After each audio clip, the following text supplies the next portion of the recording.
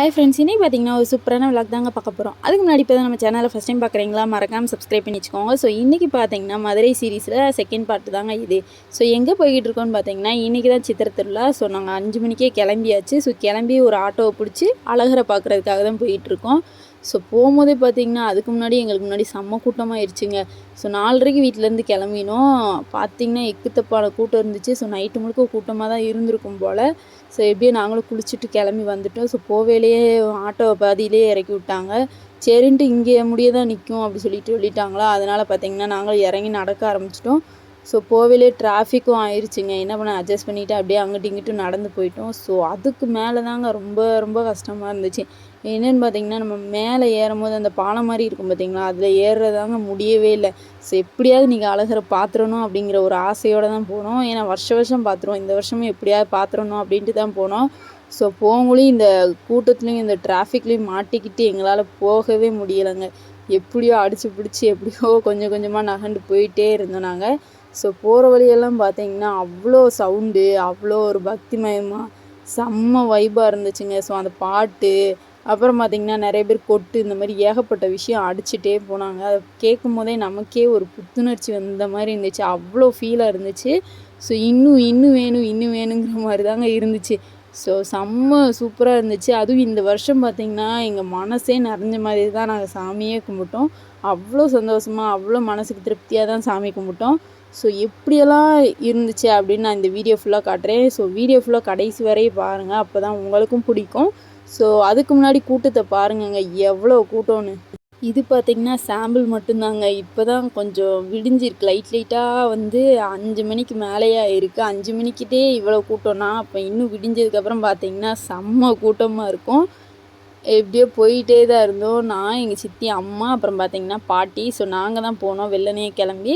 அவங்க பார்த்திங்கன்னா பின்னாடி வரை சொல்லிட்டாங்க, எங்கள் மாமா எல்லாருமேவும்.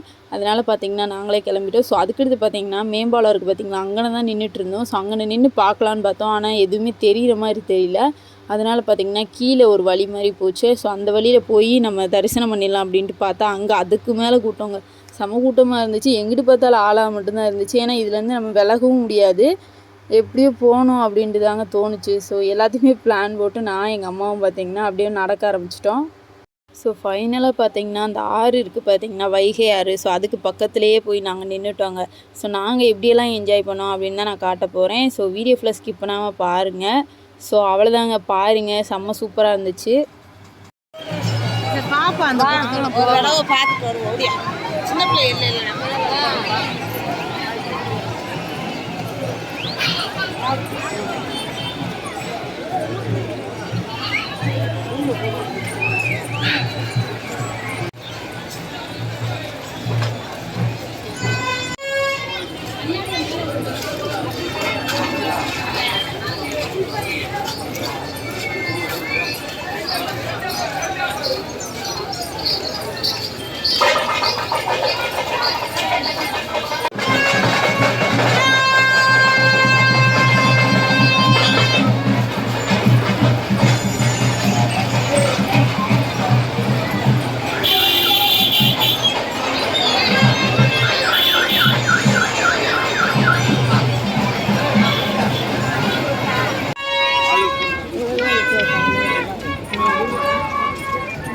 அங்கே தான் பேத்தனமாக இருக்குது கூட்டம், எவ்வளோ கூட்டமாக இருக்குது.